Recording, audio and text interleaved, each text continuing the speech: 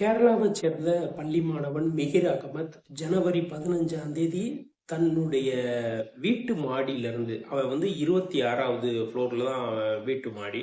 So அங்கேருந்து கீழே விழுந்து தற்கொலை பண்ணியிருக்கான். ஸோ பள்ளி மாணவன் தற்கொலை பண்றதுக்கு அப்படி என்ன காரணம் இருக்கும்? அவன் வந்து தவறான நடத்தை உள்ளவனா? இல்ல ஏதாவது டீச்சர் ஏதாவது தப்பு பண்ணிட்டாங்களா? இல்ல அவனுக்கு ஏதாவது மனப்பிரச்சனையா? அப்படின்னு வகையில பாத்தீங்கன்னா, அவன் தன்னுடைய சக மாணவர்களால் வந்து சொல்ல முடியாத துன்பங்களை அனுபவித்தவன்.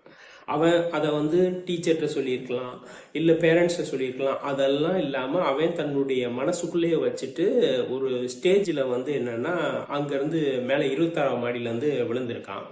ஸோ பெற்றோர்கள் வந்து என்னன்னா, ஏன் அவன் வந்து தற்கொலை பண்ணான்? அதுக்கான காரணத்தை தேடுறப்பதான் சில விஷயங்கள் கிடைக்குது. வந்து இன்ஸ்டாகிராம்ல வந்து அவங்க அம்மா வந்து போஸ்ட் போடுறாங்க. இறந்த மாணவன் வந்து 15ஆம் தேதி இறந்திருக்கான். இன்னைக்கு டேட் 30. இதுக்கிடையில வந்து பல விஷயங்கள் நடந்திருக்கு. மாணவர்கள் ஃப்ரெண்ட்ஸ் எல்லாத்தையும் கேட்டு வந்து இதுதான் நடந்திருக்குன்ற ஒரு விஷயத்த சொல்றாங்க. மேனேஜ்மெண்ட் சைடு என்ன சொல்றாங்கன்னா, இதெல்லாம் ஃபேக், இதுக்கெல்லாம் ஆதாரம் இல்லை அப்படின்ற மாதிரி சொல்றாங்க. என் தாயார் வந்து அவங்க போஸ்ட்ல வந்து போட்டிருக்கிறது என்னன்னா, அவருடைய சக மாணவர்கள் அவனை வந்து தர தரன்னு இழுத்துட்டு போய் வந்து கழிப்பறையில வந்து வச்சிருக்காங்க. இதை தவிர வந்து என்னன்னா, அவனை தலையை உள்ள விட்டு அந்த இது அழுத்திருக்காங்க. ஸோ தண்ணி வரும்ல, ஸோ தண்ணி மேல, ஸோ இப்படிலாம் பண்ணியிருக்காங்க அப்படின்ற மாதிரி சொல்லியிருக்காங்க. அந்த மாணவன் வந்து பள்ளியிலையும் சரி, பள்ளி வேன்லையும் சரி வந்து சக மாணவர்களால் வந்து கொடுமைப்படுத்தப்பட்டிருக்காரு. உடல் ரீதியா வந்து சில பிரச்சனைகளும் வந்திருக்குன்னு சொல்றாங்க. ஸோ அவருடைய பள்ளி மாணவர்கள் வந்து ஜஸ்டிக் ஃபார் மிகர்ன்னு சொல்லி வந்து ஒரு ஹேஷ்டாக் ரெடி பண்ணி சில விஷயங்கள் பண்றாங்க. அது வந்து இமிடியேட்டாவே வந்து நீக்கப்படுது. இதுக்கான காரணம் என்னன்ற விஷயம் வந்து தெரியல. அதையும் அவங்க அந்த போஸ்ட்ல வந்து தெளிவுபடுத்தியிருக்காங்க.